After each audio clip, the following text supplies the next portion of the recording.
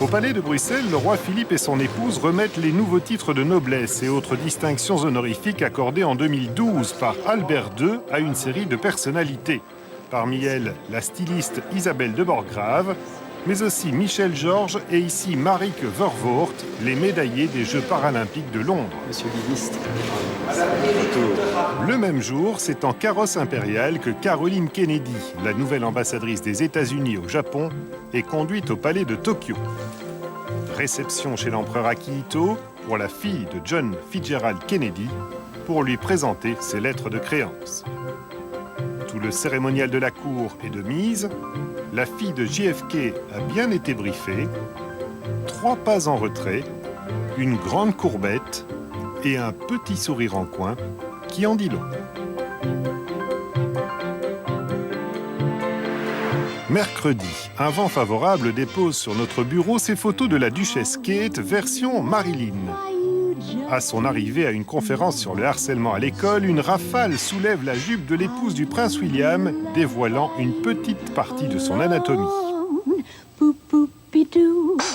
Beaucoup moins léger, la mère du prince George révèle avoir elle-même été victime de harcèlement scolaire durant 2 ans dans une école privée. Ses parents ont dû la changer d'établissement pour qu'elle échappe à ses bourreaux. Je dis toujours un F, un P et un M entremêlés. Voici les nouvelles épinglettes au monogramme du roi Philippe et de la reine Mathilde. Ils reçoivent à déjeuner les gouverneurs des 10 provinces belges pour les remercier après le succès des joyeuses entrées, mais aussi pour reparler des thèmes développés lors des déjeuners de travail, comme l'emploi des jeunes. Pendant ce temps, la reine dédiait sa semaine d'activité aux enfants. Mathilde de Belgique a en quelque sorte ouvert son cœur de maman pour participer mercredi à la Journée internationale des droits de l'enfant. La veille, elle se rendait auprès des petits patients du service d'oncologie de l'hôpital de Louvain pour leur raconter de très belles histoires. Regardez.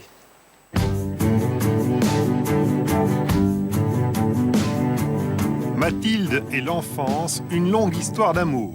La reine l'a prouvé une fois encore, tout au long de cette semaine. Cela fait 7 ans déjà que la reine participe chaque année en Flandre à la semaine de la lecture à haute voix pour les enfants. Mathilde s'est donc prêtée au jeu ce lundi pour les petits pensionnaires de l'hôpital universitaire de Louvain.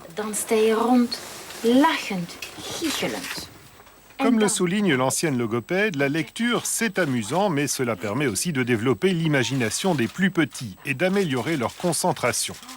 Mon chouchou. En een kus heet. Ces chouchous à elle leur lit chaque soir une histoire avant qu'ils s'endorment. Mais les efforts de la reine pour l'enfance vont bien au-delà de la lecture. Ils ont d'ailleurs été couronnés en 2009 par UNICEF Belgique, qui l'a nommée présidente d'honneur de l'organisation. Tous les enfants de 0 à 18 ans attirent l'attention de la reine, comme ces jeunes filles qui l'attendent mercredi matin sur un trottoir de la Place Royale à Bruxelles. En cette journée internationale des droits de l'enfant, Mathilde vient ouvrir une table ronde de l'UNICEF sur l'égalité des chances à l'école. La pauvreté engendre souvent des inégalités au point de vue scolaire. Reine de cœur, ce sujet la touche particulièrement.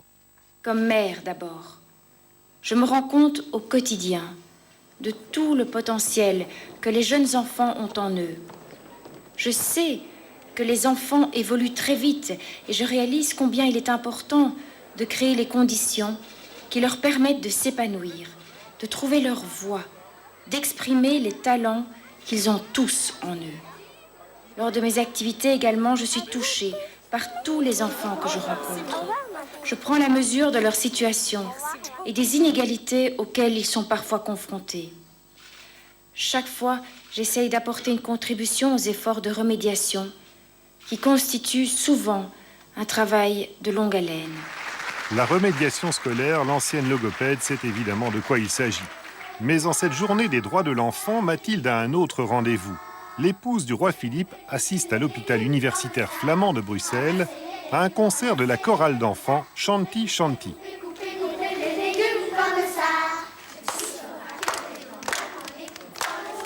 Une fois encore, ce sont les plus vulnérables, les enfants malades, qui ont attiré la reine dans cet endroit. Le concert leur est destiné. C'est la mère de 4 enfants qui reprend le dessus. Mathilde l'a déclaré il y a peu, avant d'être reine, elle veut avant tout rester maman. Et sa première priorité restera les enfants, que ce soit les siens, ceux de Belgique ou de partout dans le monde. Mathilde continuera d'ailleurs de voyager pour l'enfance, comme elle l'a fait en septembre dernier à New York, en participant à un sommet des Nations Unies.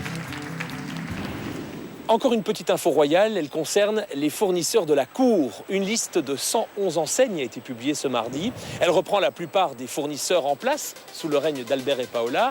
Certains ont disparu, d'autres sont des petits nouveaux sous le règne de Philippe et Mathilde.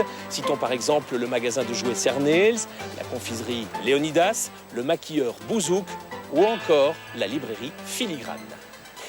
C'est la principauté de Monaco qui nous accueille ce soir. Il fait un peu froid en cette fin novembre, mais heureusement, le prince Albert II nous reçoit en son palais. C'est un reportage exclusif à voir dans un instant. Restez avec nous.